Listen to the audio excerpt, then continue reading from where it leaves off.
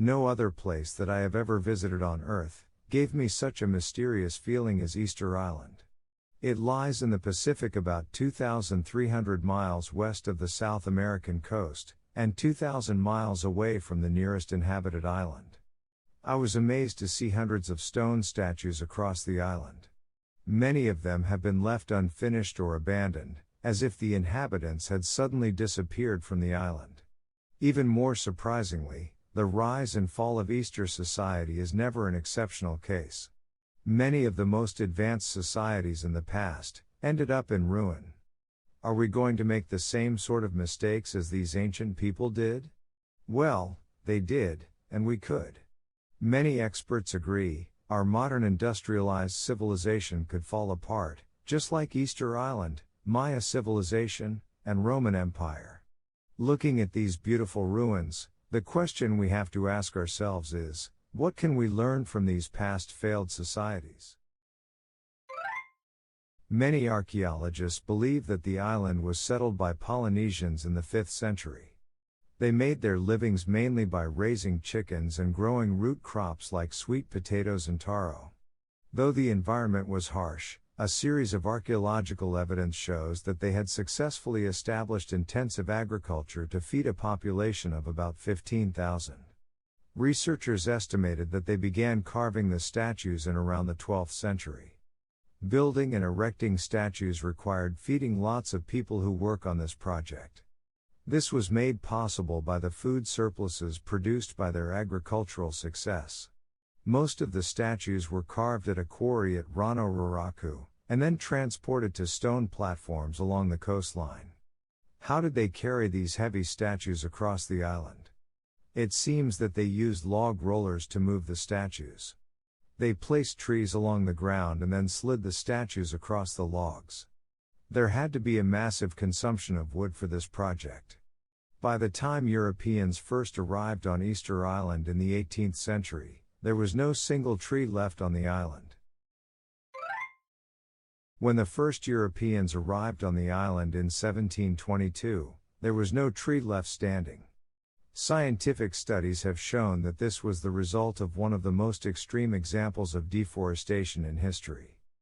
Before humans migrated, Easter Island was covered in forests. But the settlers cut down trees for multiple purposes, such as cultivating farmlands, and getting timber and firewood. But the largest consumption of trees was for carrying statues across the island. Easter society consisted of a dozen of clans, each of which wanted to show their power and status, by building bigger and more statues. The increase in statue size with time suggests competition between rival chiefs became fierce, year by year. The loss of trees brought about drastic changes in their lifestyle. They lost raw materials for fishing canoes and houses. Crop yields also decreased due to soil erosion by rain and wind. People on the island had nowhere to go or ask for help. They started fighting over limited resources and destroying each other's statues.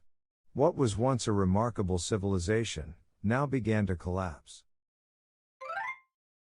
If their life is dependent on a forest, why did the Easter Islanders cut all the trees down? They could have changed their course of action and went sustainably, instead of completely destroying the environment. When we look back at the past from our own perspective, we often assume that these changes were intense, acute, and drastic. One year, the island still covered with a forest, the next year, half of the forest gone. It wasn't like this. The process of deforestation took hundreds of years. The changes in forest cover from year to year were too gradual and subtle to recognize. Each individual could experience only a few % loss of their forest in their lifetime. And, more importantly, we forget. We hardly remember what it looked like 20 years ago. How could they manage to tell the difference between the forest today and the forest a couple of decades ago? Similarly, we had a lot of trouble detecting the climate change. We now realize that temperatures around the world have been slowly rising in the last several decades. However, the changes have been so subtle, about 0.01 degree warmer on average each year. That's why it was only within the last couple of decades or so that most climate researchers reached a consensus on this issue. Unlike us, Easter Islanders didn't have science to investigate what was happening, and written language to leave information for their descendants. To begin with, they failed to recognize the problem, let alone solve the problem. To summarize, Easter Island's downfall was most likely caused by their own action. What are the lessons we can draw from their failure? Their collapse can be seen as a metaphor, a worst-case scenario, for what may lie ahead of us in our own future. The parallels between Easter Island and our modern world are obvious. Thanks to globalization, international trade, advanced transportation and information technology, all countries on Earth today share resources and affect each other, just as Easter's dozen clans. Polynesian Easter Island was as isolated in the Pacific Ocean as the Earth is today in the universe. What's different today is a combination of far more population, far higher consumption rates, and far higher destructive power.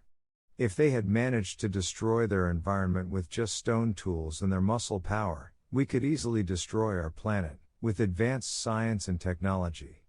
But it's possible to imagine a different outcome. We now know that the global temperature is increasing, whereas the Easter Islanders did not realize deforestation.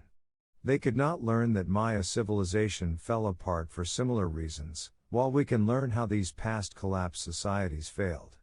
Today, 8 billion people are collaborating as a collective problem-solving machine to work on our existential issues.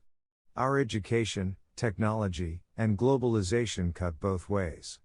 If we dare to think more deeply about the fate of humanity, they can be powerful forces for bringing a brighter future, rather than an accelerant to our collapse.